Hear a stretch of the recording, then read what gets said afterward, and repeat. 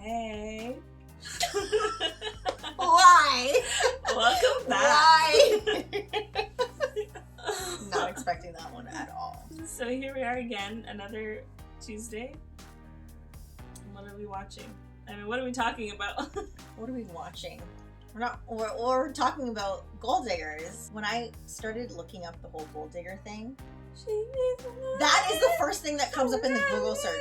If you type in gold digger in your Google search, that's the first thing that pops up is that song from Kanye West, Gold Digger. And then you have to scroll to like get to the other part of it. I googled the history of gold diggers, and that was the first thing that came up. Like the first 10 things that came up was that song. Mm-hmm. And I was like, oh, okay, so there's no history. It's just Kanye West. That's it. Which, I mean, if you're like one of these Gen Zers and you're Googling that's all you need to know, really. The way that this topic even like came up is just a couple of random events during the week through like watching stitched videos on TikTok and like some others having side conversations with other people. I was like looking into it is because in Western culture it's almost like a dishonorable thing. But to want to find a partner that is financially secure. I'm gonna say now. Yeah. Because, and with that, because you had mentioned that, and then I thought about it. I pretty much, I guess, 2 days.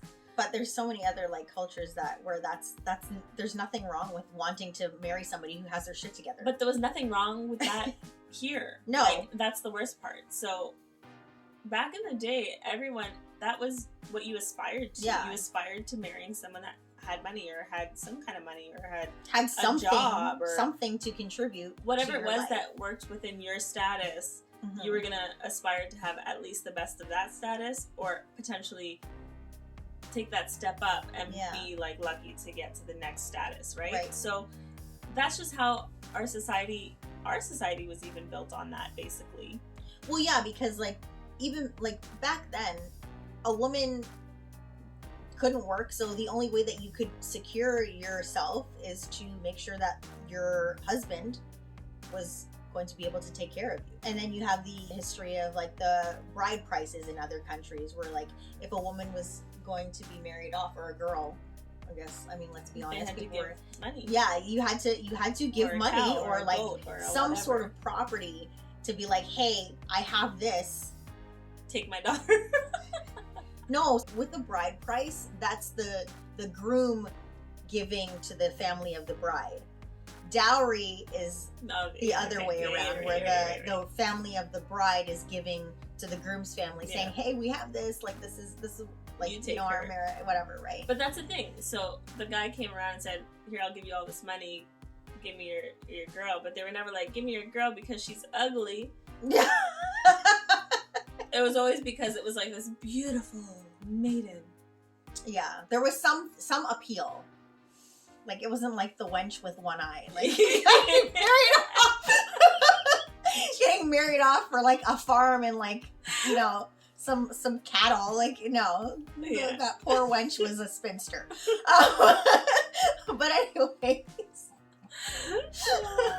sad. But yeah, like, so Western culture has basically villainized the idea of trying to find someone who has something. Is it not funny that it was villainized? Because now we're all about equal rights, and now it's like, and mind you, we still don't have equal rights, but that's why it was villainized, essentially. Oh, you can make your own money? Yeah. Well, you can't have mine. So going into like the history of the term gold digger, so that didn't even really come about until like the early part of the 20th century, where when we started looking into this, there was these women who were essentially extorting wealthy, well-off men for funds, but they didn't necessarily have a relationship with them. What they would do is like they would take pictures in public or be seen with these people and then turn around and be like, hey, this guy promised to marry me and now he's not going to marry me. So the reason why that was something that happened is because back then they had this legal thing called a heart bomb. It's basically like a love contract where if a man basically said, I'm going to marry you, regardless of whether you actually got married or not, that was seen as like a legally binding thing. Like if a man told you he was going to marry you and then for whatever reason broke off the engagement, like you were entitled to sue that man for loss of reputation, loss of future potential suitors, loss of potential income from marrying that person, the loss of your security. Back then, like women would, which were valid. Yeah, I mean, think it's all valid because at the time, you didn't really have a whole lot going on for you as a woman. You couldn't go to chastity. Work. Exactly. So if you're you know going all around, like you're dating this guy and then he says that he's going to marry you, and then in those times everyone's trying to like keep themselves pure until marriage, but they saw an engagement as like close enough so then a woman would then be like more inclined to give in. But to even those, if they didn't, your reputation's ruined because it's like, well, you were engaged. Like, so you were engaged. Why didn't he marry you? Yeah. Did he find out something that we didn't know? What's wrong with you? So you didn't even have to give it up. Like some people did, like you were saying, but you didn't have to give it up for your reputation to be like basically ruined. Yeah. Because then they're like, oh, he didn't want you? Well, I want you either. Exactly. And then imagine trying to find somebody after that.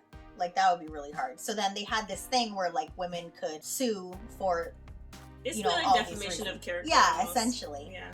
So while there were actual legit cases of this going on, there were these women who were, plotting and planning. There was one story that I read about where this lady, she befriended this girl and then went on while on vacation in like some other country.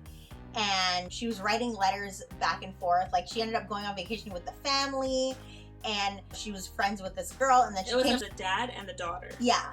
So then they come back to the US and she comes to visit them.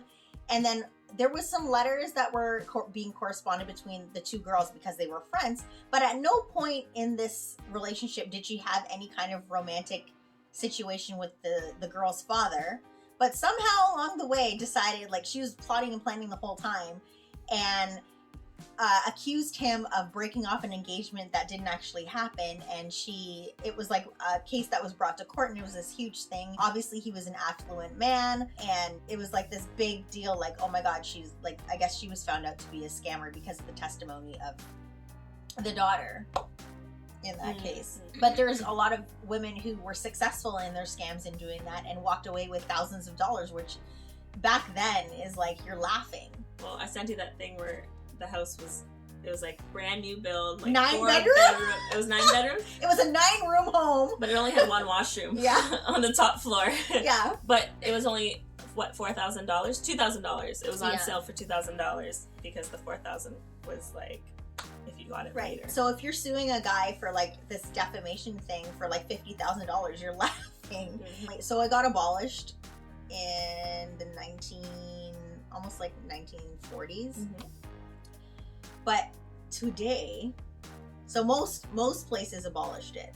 Mm-hmm. But I'm sure you can guess somewhere, like there's 8 states in the US. Alabama.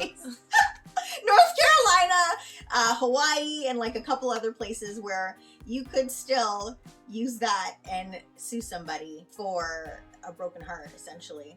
Well, you broken hearters out there, make sure you head out to your local court. And get your money. Make that paper. No, don't do that. Like, no, it's not nice. I mean, if it's legit, like if they like wasted your time and you like moved somewhere and did like all the things in hopes of being like you're spending a life with somebody and then they like backfired and like called off your engagement, then yeah, sure, sue them. Sue them for costs incurred. There's nothing wrong with that. They cheated on you, you better get your money. Okay.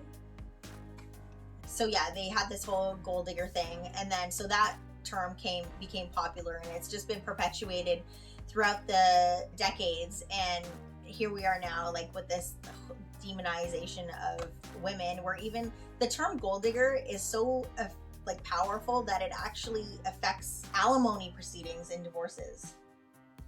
Oh my God, like really? They'll like if you paint a woman as like the gold digger persona, it hurts them. Say you're like married to someone and you're seeking alimony because for whatever reason you weren't working or able to support yourself, or you're claiming like you need funds to fund the lifestyle that you're now accustomed to. If the attorney of the man could paint you in a light to be like, oh, she's a gold digger. She's just after me for money. Yeah, then it would hurt you. And it still hurts people today. The other thing that comes up when you Google gold digger, it'll be top gold diggers in the last, like, let's say 20 years. And it always comes up Anna Nicole Smith as the top. She's always number one. But I think she actually really, like that situation was so sketch. She met her husband in a strip club because she was stripping there. Okay, but then... And then... Well, when you say that, they all... No, like, Black China comes up, and then they're like, oh, she was a stripper. Or, Rose, what's her name? Amber Kanye, Rose. yeah. But it's not... But the fact that she was a stripper is not why she's a gold digger. It's a situation where he was like an octogenarian, which is like an 80-year-old guy, in poor health with lots of money. And then they get married, and then he dies, and then it's like this thing. I've never heard of an octogenarian. It's a... Go look it up. I might even be saying it wrong. Octogenarian. I'm Googling it. I'm right here. Yeah. I think I'm pretty sure it's like octogenarian. It's like somebody who's like 80, in their 80s. Sounds like a bird caller. Anyway, go on. Yeah, so anyways, this guy's like, he's an old rich guy who in poor health, and then they get married, and then he dies, and then there's all these millions at stake, and then the family like loses their shit because like I guess he left a whole bunch of money to her. No, he left nothing to her. Really? I thought it was he left money to her and they were upset. He left nothing to her, and she had to fight for she had to fight. And then I think I don't know if she got anything in the end. Well, she died before everything settled, right? Oh, okay. And then they were saying like because it went on for years. Mm-hmm, and they said at the end of the day, her reputation was like killed, and then she turned to drugs, and that's that, right? Yeah. So I don't think she actually got anything in the end. She just died first. At the end of the day, there are gold diggers in the world. Yes. Oh, for sure. And I'm sure, and there's a lot of people just really just want money. Like, they don't care. But then at the same time, a lot of these gold diggers end up with guys who want the same thing. They want a woman who looks good, who has basically like a trophy wife, we'll say, is what they want. Yeah. You know what I mean? Yeah. So it goes both ways, but at the end of the day, the woman's always the one who gets the bad reputation, not the guy for dating this younger girl, who he's obviously only dating to have a trophy wife. Right. Yeah. He doesn't even call a gold digger. He digs the gold diggers. A gold digger. But it's true, he digs the gold diggers. No? Oh, man. It's not like these guys don't know. Yeah. Like, I'm sure there are situations where there are like guys who are like genuinely bamboozled. Because your balls are dragging behind you. You really think this 21-year-old's like, really loved me. Yeah. And I'm sure sometimes there are like the space and age and people like really there's have that love, it happened. Whatever, sure, I'm sure. But it's mostly not like that. Yeah, most of the time it's kind of looks like what are you trying to get out of this?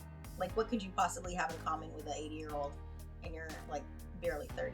I don't know. That has always been odd to me. But in the sense of wanting to find a partner who has, financial security and can provide you with the lifestyle that you want, and that person is on board with that, and there's no, like, it's purely transparent, and who's to say that you can't be in love? Everyone has their idea of what they want in their perfect mate, like qualities, and if those qualities happen to be financial security, that doesn't necessarily mean that you can't love them because they're financially secure. It's just as easy to fall in love with somebody who has and somebody who doesn't. Yeah. I also think at the end of the day, okay, and this is where I'm going to kick myself in the foot? Foot in the mouth. Foot in the mouth, yeah. There we go. Like, kick myself in the foot. That's called tripping. But I could see where someone in their 30s could end up meeting someone, like, in terms of, like, a woman, especially, in their 30s, could meet someone older and fall in love with them and have a big age gap, and I could see that. And I could see it, not because I would do that, because it's not my preference, but in terms of maturity. It's more plausible. Yeah, maturity, the way, like, the things that a woman has gone through by that point, like, so I could see that. Yeah. It's harder for me to see a younger girl with an older guy, like, that old. It's one thing to see a girl who's 25 with a guy who's 35. I get it, because men are children. Yeah. But I can't see a guy who's lived a whole life, who's, 60, 70, be with a girl who's 21, let's say. Like, I was a kid at 21. Kids now who are 21 are kids. Yeah. Like, you have not lived any part of your life. You haven't even lived your party life. Like, that's my problem. Like, my whole 20s were my party life, but I also partied through my teens as well. Like, I partied that whole time. And every 2 years, I always say this, every 2 years in my 20s, I was a different person. Like, granted, I was always still Crissy, but I was a different person in terms of something changed, maturity, or my view on something else, or like, your views change over time. Yeah. Generally, fundamentally, you are the same person, but your views do change. Yeah, you're still like growing and developing at that point. Now, like, it's so different where I am. So I could see someone my age falling in love with someone older. Well, a man who's older, because men are children. So now there's a guy who's finally, like, has his shit together, all that stuff, and you guys have a real conversation and a real connection. I could see that. 20-something to 60, can't really see that, because you can't talk about anything. What are you guys talking about? It's like clearly just a transactional relationship. Yeah, what are you talking about? You're not having deep conversations. Yeah. Granted, there is the one-off. I'm not saying there isn't. There's the one-off, but not often. So, in the 20s, she's a gold digger. No, I'm joking. I'm joking. That was the takeaway? Yeah. What do you guys think? Do you guys agree? Not agree? Do you think that people are gold diggers? What do you think? I don't know. Yeah, let us know in the comments. All right, well, thanks for watching. Bye. Bye.